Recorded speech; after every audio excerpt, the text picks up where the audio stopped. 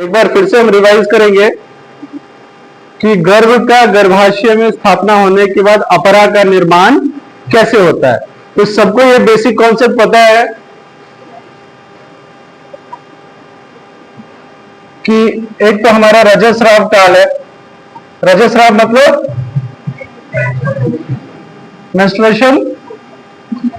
Menstrual blood जो 3 दिन तक आता है, ठीक है।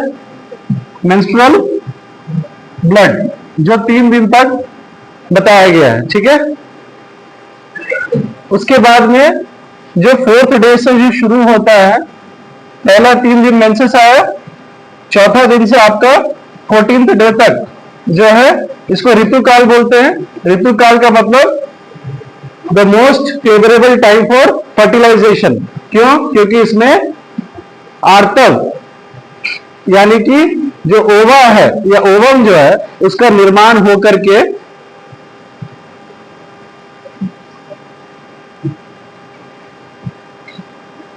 तो यहां से एक मैच्योर्ड ओवम जो है यहां पे आएगा और इंतजार करेगा 14वें दिन। ये हमारा यूट्रस है, ठीक है, हमारा नहीं है। इसमें से एक मैच्योर्ड ओवम आया 14th डे पे, तो इसको ऋतुकाल बोलेंगे। अब ऋतुकाल में मान लो यहां से क्वाइटस हुआ, स्पर्म आकर के ट्रैवल करके आया, यहां पे फर्टिलाइजेशन हुआ। फर्टिलाइजेशन होने के बाद जो पहला दिन जो डे 0 जिस दिन फर्टिलाइजेशन हुआ उस दिन हम बोलेंगे उसको जाइगोट का फॉर्मेशन हो गया, ठीक है।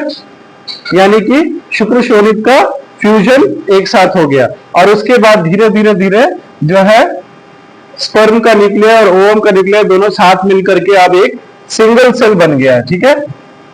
और वो जो फर्दर डे 2 में, डे 3 में इस तरह से 2 सेल स्टेज, उसके बाद 8 सेल स्टेज, इस तरह से करके बन करके लास्ट में गर्भ के किसी कोने में, चाहे वो सुपीरियर हो सकता है या पोस्टीरियर हो सकता है, ठीक है, या एंटीरियर हो सकता है, उस तरफ जाकर के उसका जो बेड होगा उस पर जाकर के वो इम्प्लांट हो जाएगा, ठीक है। इसका मतलब जब इम्प्लांट हो गया तो क्या अब अगले महीने में मेंसेस का संभावना है क्या? नहीं है। तो मेंसेस का संभावना नहीं है यानी कि मेंसेस बंद हो गया, ठीक है। तो मेंसेस का बंद हो जाना है वही बताते हैं, वहां से आचार्य अपरा का निर्माण बताते हैं कि व्यक्त गर्भ लक्षण जब आ गया, जब आपका व्यक्त गर्भ लक्षण, क्या क्या है व्यक्त गर्भ लक्षण, क्या क्या है? स्तन्य कृष्ण मुखदान, रोमराज्य उद्गमसिता। तब ये सब लक्षण जब एक गर्भिणी में दिखाई देता है तब हम उसको गर्भिणी बोलते हैं और उसमें जो है प्रेगनेंसी की अवस्था ऑलरेडी डेवलप हो चुकी है, स्टैब्लिश हो चुकी है, इसलिए उसको व्यक्त अवस्था ऑफ गर्भिणी बोलेंगे, ठीक है। अब वहां से अब मेंसेस आना तो अगले महीने संभव नहीं है, तो इसीलिए वहां से शुरू करते आचार्य बोलते हैं गृहीत गर्भाणाम, यानी कि एक बार जब कंसेप्शन होकर के इम्प्लांट हो गया, ठीक है, गृहता, गृहता मतलब एक्सेप्ट करना, तो जब गर्भाणाम यहां हो गया शुक्र और शोणित, शुक्र और शोणित जब दोनों मिलकर के गर्भ बना लिए हैं तो उसका जो एक्सेप्टेंस जब यूट्रस में हो गया, गर्भाशय में जब हो गया, गृहीत गर्भाणाम आर्तववाह नाम स्रोतसाम, तो आर्तववाह स्रोतस जो है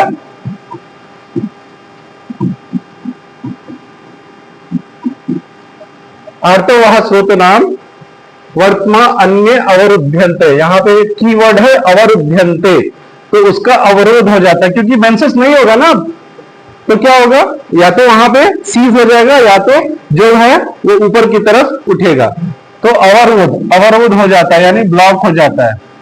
अवरुध्यन्ते गर्भेण तस्माद गृहीत गर्भा न आर्तवम न दृश्यते। तो यही कह रहा है कि जैसे आर्तववाह स्रोतस का जब अवरोध हो गया, अवरोध होने के बाद क्या होगा कि वो जो लेडी जो अगले महीने में उसका मेंसेस आने वाला था, अब वो पूरी तरह से न दृश्यते, ठीक है। न दृश्यते मतलब कंप्लीट एब्सेंस, यानी कि अब एमेनोरिया का स्टेज आ गया, ठीक है, एमेनोरिया का स्टेज आ गया। मेनोरिया मतलब मेंसेस आना, और उसमें ए लग गया तो नेगेटिव बन गया, ए मेनोरिया, ठीक है। न दृश्यते ततस्त ततस्ततः प्रतिहत ऊर्ध्वगतम। अभी नेक्स्ट कीवर्ड क्या है? ऊर्ध्व मतलब ऊपर की तरफ उठना, ऊर्ध्वगत। अब ये जो अर्थवाह स्रोतस है उसका वो ऊर्ध्वगत, ऊर्ध्वगत वो ऊपर की तरफ उठेगा। ऊर्ध्वगतम परंच उपचीय नाम परेत अभिधीयते शेषम ऊर्ध्वम परम आगतम तयोर धरा अभिप्रिय पद्यते तस्मात् गर्भिण्य तीनों उन्नत यो धरा भवंती। ठीक है, तो ये जो चीज ऊर्ध्वगतम जब ऊपर की तरफ जाएगा तो चयो उपचीय नामा, यानी कि मिक्सर, इन मिक्सर जो है ये गर्भिणी का पोषण करेगी। अब ठीक है, अब जो है जो गर्भ इम्प्लांट हुआ है अब उसका वो वहां से अपरा का निर्माण, ये जो ऊर्ध्व ऊपर जाकर के अपरा बन जाता है। ठीक है, अपरा बन जाता है, यानी कि ऊपर जाकर के अपरा का निर्माण करता है और अब वहां से गर्भ का फर्दर पोषण करता है। क्लियर है?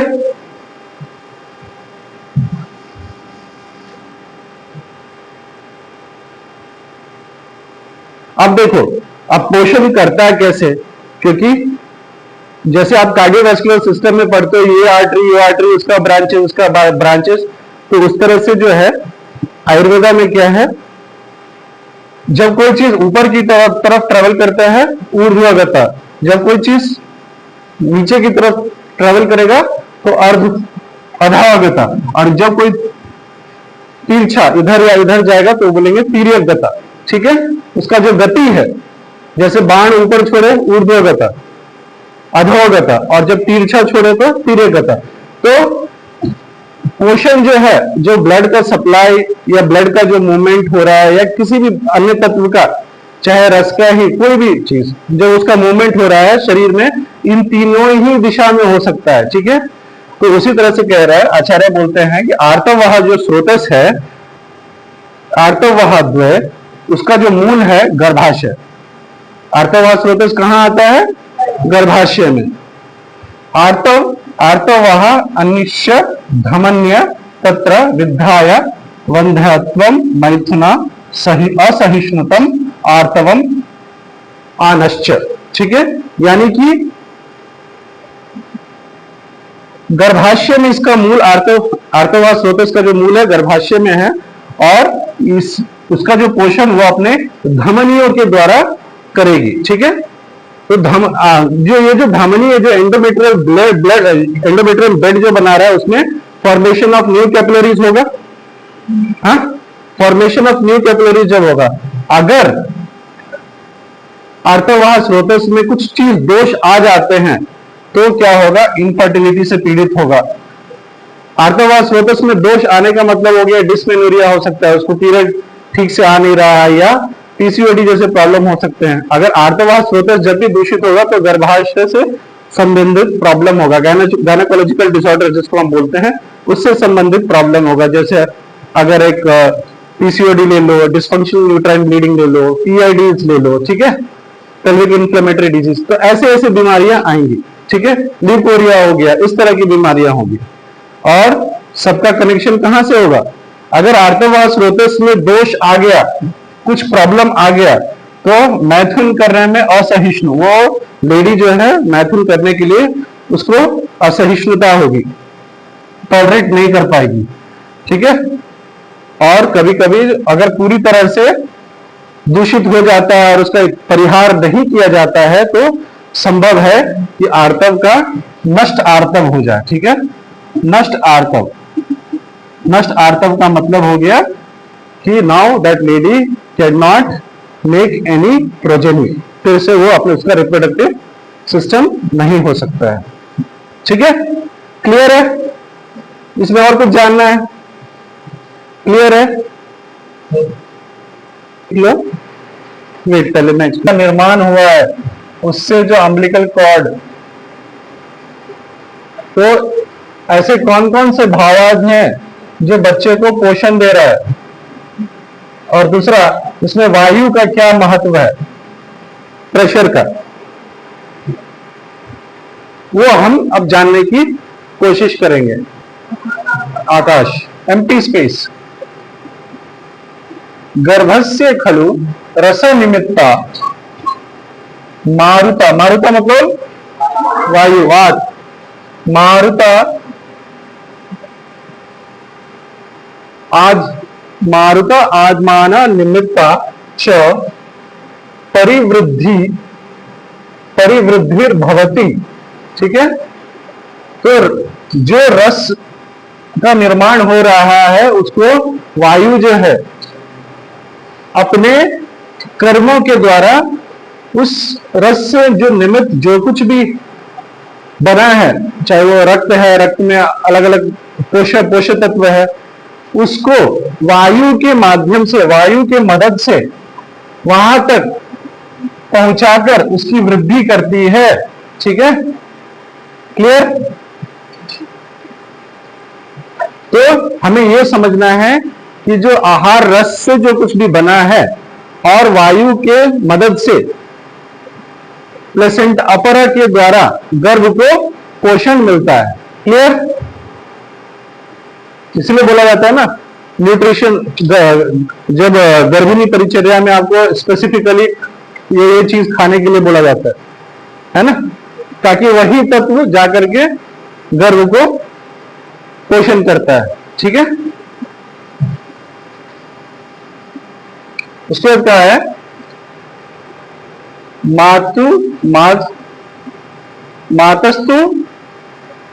मातस्तु खलु रसवहनाम नाड्याम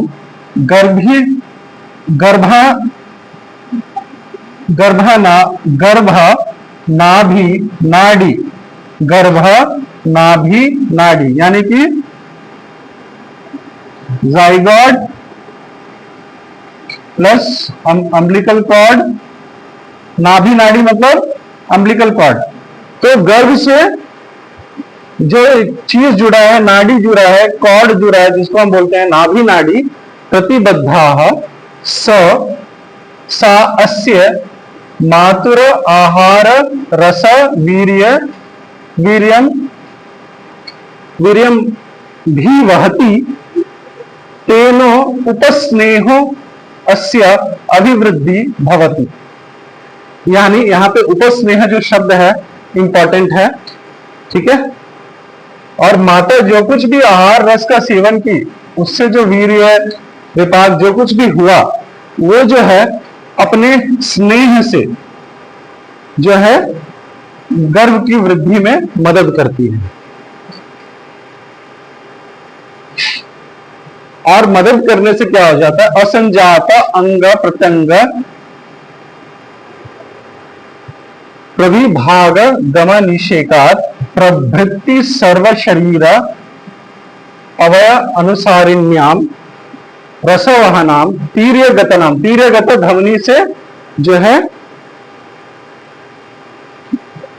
जो उपस्नेह, जो माता जो चीज सेवन की है, आहार से जो रस मिला है, वो रस रक्त में कन्वर्ट होकर के उसके साथ जो कुछ भी उसके गुण हैं, वो तीर्य गति धमनी के द्वारा जो है गर्भ का पोषण करती है।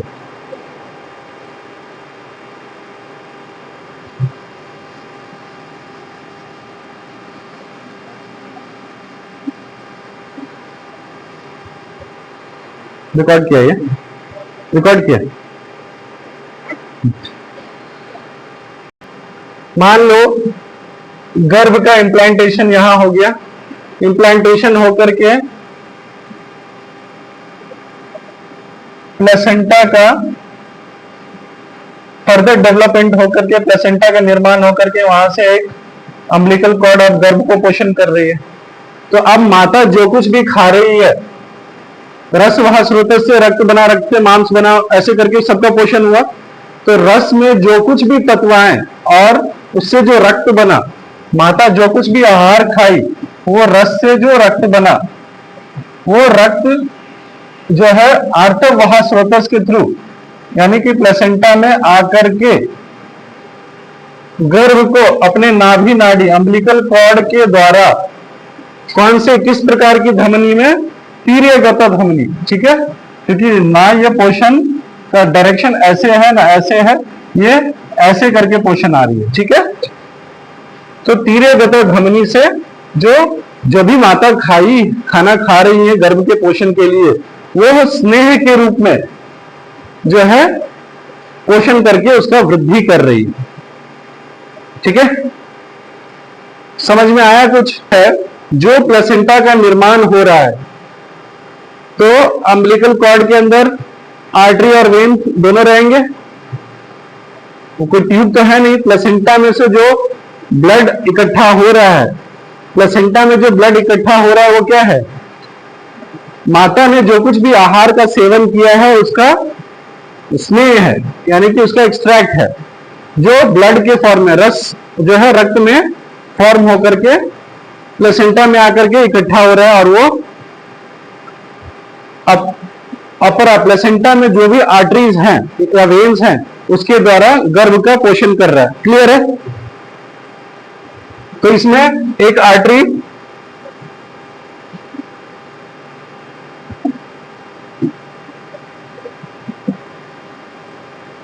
ठीक है, ये क्लियर है। तो ये क्या है? रस, माता ने जो कुछ भी खाया है वो रस वहां से उसका जो स्नेह, उसका स्नेह ब्लड के फॉर्म में आया, वो इससे माता का पोषण हो रहा है, ठीक है, इस गर्भ का पोषण हो रहा है। और कैसे हो रहा है? तो तीर्यगत धमनी के द्वारा, ठीक है, तीर्यगत धमनी के द्वारा। अब कुछ समझ में आया? कुछ समझ में आया? ऐसे मत बोल, वायु पहला महीना कललम जायते, तो कललम जो है एक छोटा सा पत्थर की तरह से, ठीक है। आप उसको स्टैब्लिश कैसे करेंगे?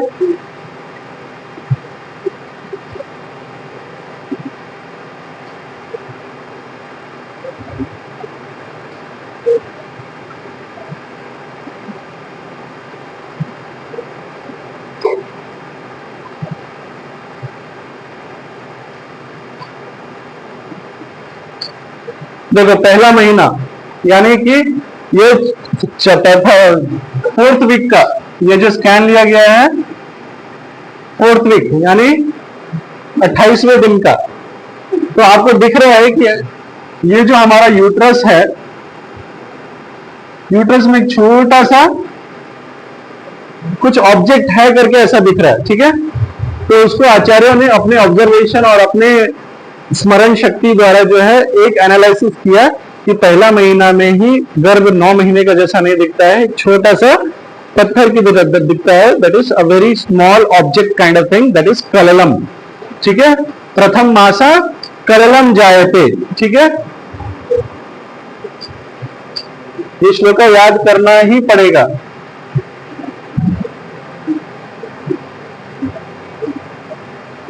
लिखो, चालू करो।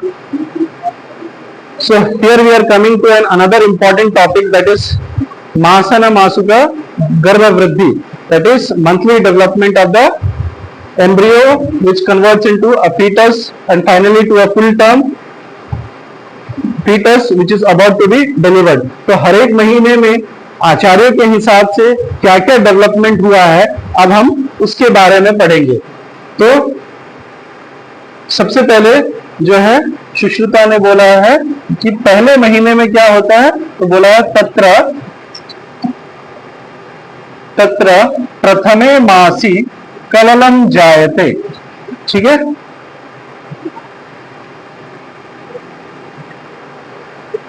सो what we have studied there कि ड्यूरिंग सद्य बृहति गर्भ लक्षण में जो हमने एक एक्सप्लेनेशन लेने की कोशिश की है कि जाइगोट का फॉर्मेशन, स्पर्म और ओवम का फ्यूजन होने के बाद में डे 0 में जो फर्टिलाइजेशन हुआ है और उसके बाद फर्दर जो डेवलपमेंट होकर के उसका अवतरण होकर के इम्प्लांटेशन हो रहा है, तो वो इम्प्लांटेड ऑब्जेक्ट जो है उसको उसका जो उसके लिए एक शब्द यूज किया आचार्य ने जिसको हम बोलते हैं कललम, ठीक है। तो जो जाइगोट का फॉर्मेशन होकर के फर्दर उसका जो अवतरण नीचे ट्रेवल करके यूट्रस के बेड में आकर के इम्प्लांट हुआ, स्थापित हुआ है। तो उस चीज को जो संज्ञा दिया गया है उसको हम बोलते हैं कललम। ठीक है, उसी तरह से आचार्य चरक भी बोलते हैं सर्व गुणवान गर्भत्वम आपन्नम प्रथम मासे सम्मूर्छितम सर्व धातु कलुषीकृत खेटे भूतो भवत्य व्यक्त विग्रह सदस्य दूत अंग अवयव। यानी कि प्रथमे मासी सम्मूर्छितम, सम्मूर्छितम यानी कि जो भी स्पर्म और ओवम का फ्यूजन, शुक्र और शोणित का जो फ्यूजन हुआ है, फ्यूजन होकर के जो कुछ भी वो जाइगोट का फॉर्मेशन होकर के इम्प्लांट हुआ है, दैट इज नथिंग बट कललम। तो उसका जो सम्मूर्छन हुआ है, सम्मूर्छन होकर के जो स्थापित हुआ है उसको हम कललम बोलते हैं। ठीक है, और फिर उसमें कहते हैं कि वो चीज, जो ऑब्जेक्ट आपको वो मैं बता रहा हूं कललम, वो जो है फर्दर जो है अपने माइटोटिक डिविजन्स के द्वारा फर्दर ये ग्रो करेगी महीने महीने। और उसमें बताया गया है कि जो पंच महाभूत जो है हमारे, वो उसका बहुत बड़ा इंपॉर्टेंट रोल है। जो हम माइटोटिक डिविजन बोल रहे हैं, 1 सेल, 2 सेल, 8 सेल, 16 सेल, उसके बाद मॉरुला, वो सब जो हम बोल रहे हैं, वो उसमें जो रोल है, उसमें वायु का जो रोल है वो बहुत इंपॉर्टेंट है। तो वायु विभाजती, वायु जो है विभाजन का काम कर रही है, यानी कि डिविजन्स का काम, सेलुलर डिवीजन का काम कर रही है, विभाजन का काम कर रही है,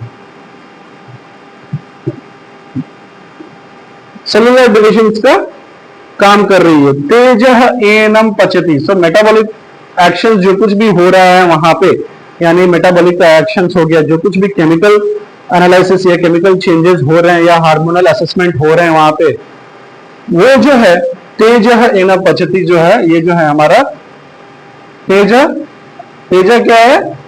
अग्नि, अग्नि महाभूत। तो अग्नि क्या कर रही है? क्या लिखा है मैंने उसमें, इसके पहले भी मैंने बताया ना, तेज अग्नि जो है पाचन का काम कर रही है, यानी मेटाबॉलिज्म का काम कर रही है। आपह क्लेदयति, तो क्लेद क्या है? गीलापन।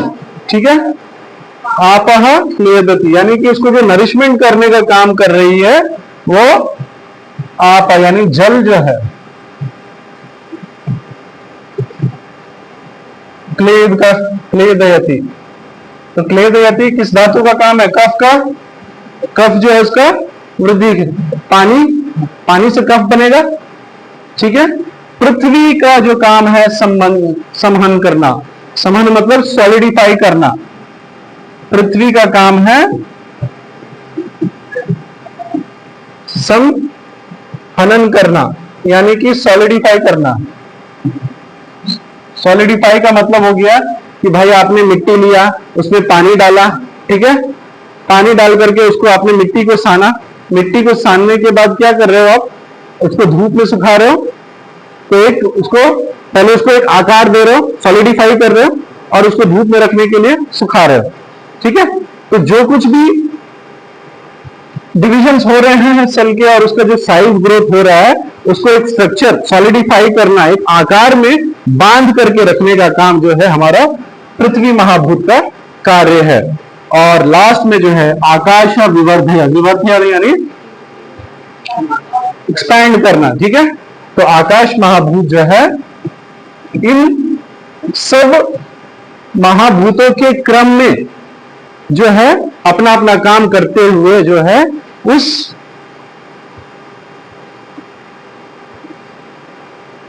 क्या हो रहा है, अपना अपना काम जो है, वायु अपना काम कर रहा है, अग्नि अपना काम कर रहा है, आप पृथ्वी अपना काम कर रहा है, उन सबको काम करते हुए जो है आकाश महाभूत जो है उसमें अपना विवर्धन यानी कि एक्सपैंड करने का काम कर रही है। इन द शॉर्ट अगर मैं ये बोलूं तो, पॉज कर लो, वायु शरीर को विभाजित करता है, डिवीजन, तेज उसको पचाता है, मेटाबॉलिज्म, जल उसे नमी प्रदान करता है, क्लेदन, पृथ्वी उसे सम्मिलित करता है, कंसोलिडेशन या सॉलिडिफिकेशन, आकाश उसे विस्तार प्रदान करता है, ग्रोथ एंड डेवलपमेंट ऑफ अंगा। जैसे अभी मैंने बताया है कि पंचमहाभूत का क्या रोल हो सकता है, तो आचार्यों ने बोला है वायु का काम है विभाजन करना, ठीक है, तेजः पचती, आपा क्लेदयति, पृथ्वी समन्ति, आकाश विवर्धति। लेकिन आज के समय में क्योंकि हम एक मॉडर्न साइंस को भी साथ में पढ़ रहे हैं, तो हम एग्जैक्टली कहां तक कंपेयर कर सकते हैं, ये एक कंपैरेटिव स्टडी किया गया है और उसमें जो कुछ रिसर्च वर्क्स हुए हैं एनाटॉमी डिपार्टमेंट में, उस हिसाब से जो है मॉडर्न से कोरिलेशन किया। जैसे वायु को कैरियोकाइनेसिस से भी संबंधित किया गया है, descent of zygote into the uterine cavity, then trophoblast से क्रिप्टोब्लास्ट या सेंटियोट्रोफोब्लास्ट बनना, या differentiation of embryologist into hypoblast या एपिब्लास्ट। जो आपका जो डिस्क बनता है ना, बाइलैमिनार डिस्क, उसको भी कंसिडर किया है। वायु इस सब का काम है। देखो जहां जहां देख रहे हो सब जगह विभाजन हो रहा है, ट्रोफोब्लास्ट से क्रिप्टोट्रोफोब्लास्ट, उससे सेंटियोट्रोफोब्लास्ट, तो ये सब क्या है, डिविजन्स का काम हो रहा है, ठीक है। हाइपोब्लास्ट या एपिब्लास्ट, ये बाइलैमिनार डिस्क जो बन रहा है उसमें भी वायु का काम है। फिर बाइलैमिनार से ट्राइलैमिनार डिस्क, उसके बाद यॉर्क का बनना, फिर एमनियन का बनना, ये सब वायु के कर्मों से उसको कोरिलेट किया गया है। जैसे उसी तरह से तेज में जो अग्नि महाभूत है, तो जैसे proteolytic action of trophoblast, zona pellucida जो है, जैसे कुछ एंजाइम्स होते हैं ट्रिप्सिन लाइक एंजाइम्स, वो ट्रिप्सिन के द्वारा जोना पेलिसिडा को असिस्ट किया जाता है। फिर उसके बाद nourishment and protection of inner cell mass और embryoblast by trophoblast. Then action on decidual cells पे उसका एक्शन तेज का, जैसे ग्लाइकोजन का बनाना, लिपिड का, ठीक है, ये सब जो है मदद करना फर्टिलाइज ओवम में बनाने के लिए, तो ये सब तेज का काम है, ठीक है। उसी तरह से जल का काम, ठीक है, जल का काम जो है डेसिडुअल सेल्स को ग्लाइकोजन और लिपिड प्रदान करके फर्टिलाइज ओवम में कन्वर्ट करना, ये जल का काम है। उसी तरह से पृथ्वी का काम, प्लेसेंटल सर्कुलेशन, उनको न्यूट्रिशन देना, और उसके बाद यूट्रस में एक बार इम्प्लांट हो जाने के बाद प्लेसेंटा का सॉलिडिफिकेशन करना, फिर उसका ग्रोथ करना, फीटो प्लेसेंटल सर्कुलेशन, उसके बाद formation of fluid in serous cavity as well as in joints, ये सब जल का काम है। उसके बाद पृथ्वी, कॉम्पैक्टनेस, जो भी सेल का डिवीजन हो रहा है उसको ढांचे को बना करके रखना, कॉम्पैक्टनेस रखना, सॉलिडिफाई करके रखना। उसके बाद शेप देना, ठीक है, उसके बाद पृथ्वी, देखो पृथ्वी forms bones and skeleton, important, पृथ्वी महाभूत का काम, ठीक है।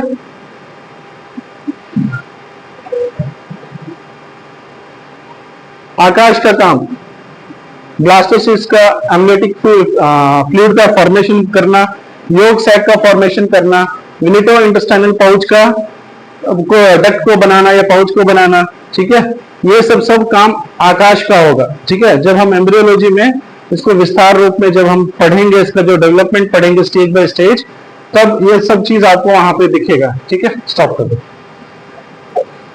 आप लोग को, जो लोग ब्राह्मण्स होंगे उनको बोला जाता है ना वर्ण, जाति वर्ण, तो जैसे गौर वर्ण, ठीक है, कृष्ण वर्ण, तेज और पृथ्वी, तो जो लोग कृष्ण वर्ण के होंगे गुस्सैले, और जो लोग गेहुआ, गौरा और श्यामा वर्ण के होंगे उनमें तेज, जल और आकाश महाभूत होगा। जो कृष्ण और श्याम वर्ण के होंगे उसमें तेज, पृथ्वी और आकाश महाभूत का डोमिनेंसी होगा, ठीक है। ये चार्ट AIPGT में काम करेगा, ठीक है। खाली स्पेसेस को बनाना, वायु का कर्म हो गया स्पर्श को बनाना, ठीक है। त्वचा, इंस्पिरेशन, अग्नि, आंख, रूप, ये सब अग्नि का काम है। जल जो है जीवा, रसेंद्रियां, क्लेड का बनाना, पृथ्वी ग्रहण, सूंघने वाला, गंध, और हड्डी जो बना, हड्डी किस चीज से बना है? पृथ्वी महाभूत से। पृथ्वी महाभूत का अस्थि निर्माण में, पूरा स्केलेटल सिस्टम को बनाने में बहुत बड़ा निर्माण है, इंपॉर्टेंस है।